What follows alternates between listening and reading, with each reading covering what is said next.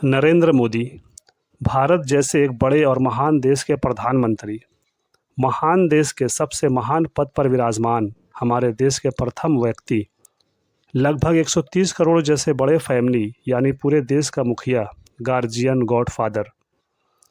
इतने बड़े स्तर, इतने ग्रांड लेवल पद का प्राइम मिनिस्टर जब किसी सिनेमा जैसी चीज़ का रिव्यू करने लगे, प्रचारक बन जाए तो बड़ा अजीब लगता है।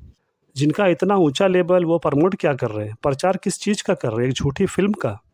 झूठी इसलिए कह रहा हूँ क्योंकि हर कोई इंसान इस बात पे सहमत होगा, पूरी दुनिया जानती है, बच्चा बच्चा जानता है, समझता है कि फिल्में झूठी ही होती हैं, काल्पनिक होती है। चाहे वो इतिहास पे बेस्ड हो या किसी व्यक्ति विशेष की ज़िंदगी पे आधारित या फिर किसी भी सच्ची घटना पे ही क्यों ना बनी हो। इसके बावजूद भी इसमें झूठ और काल्पनिक घटनाक्रम को जोड़ ही दिया जाता है, ऐड कर दिया जाता है फिल्म को रोचक, रोमांचक बनाने के लिए।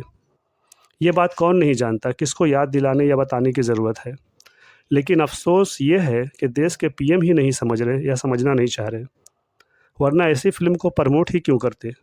और वो भी एक ऐसी फ़िल्म को जो विवादित है, जिसे लेकर समाज में नाराज़गी है, जिसकी कहानी में कोई ऐसी सच्चाई है ही नहीं जिसा कि बढ़ा चढ़ा कर फ़िल्म में दिखाया गया है। और इतने बड़े देश में अगर इस तरह की कुछ घटनाएँ होती भी हैं तो ये एक तरह से कॉमन ही है।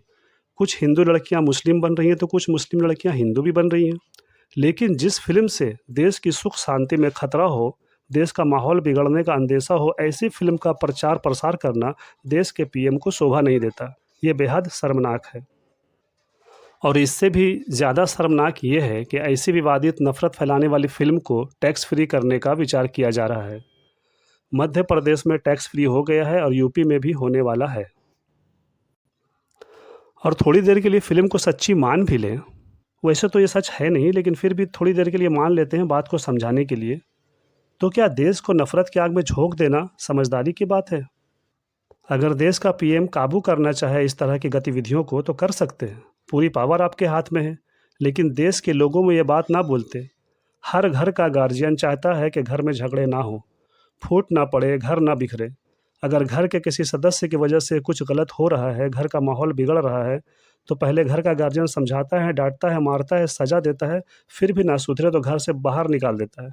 लेकिन घर को बचाता है, ये गार्जियन का पहला धर्म होता है। आप भी इस देश के गार्जियन हैं, ये देश आपका घर है और हम सब घर के सदस्य। जो कोई सच में गलत कर रहा है, उस पर रोक लगाएँ, सज़ा दें, देश के कानून के अंतर्गत जो प्रावधान है, उसका उपयोग करें। लेकिन आप तो फ़िल्म के प्रचारक बन गए। पता नहीं ऐसी फ़िल्मों से आपका क्या रिश्ता हो जाता है। पहले एक फ़िल्म आई थी कश्मीर फाइल, उसका भी आपने प्रचार किया था। इन सब बातों से तो यही लगता है कि शायद हमारे देश के हमारे अपने नेता ही देशवासियों को आपस में लड़ाते रहना चाहते हैं। अंग्रेज़ों वाली पॉलिसी डिवाइड एंड रूल यानी फूट डालो और राज करो वाली नीति अब देश के अपने ही नेता हम हिंदुस्तानियों पर इस्तेमाल कर रहे हैं। यह सब के लिए और हमारे देश के लिए बहुत ख़तरनाक साबित होने वाला है।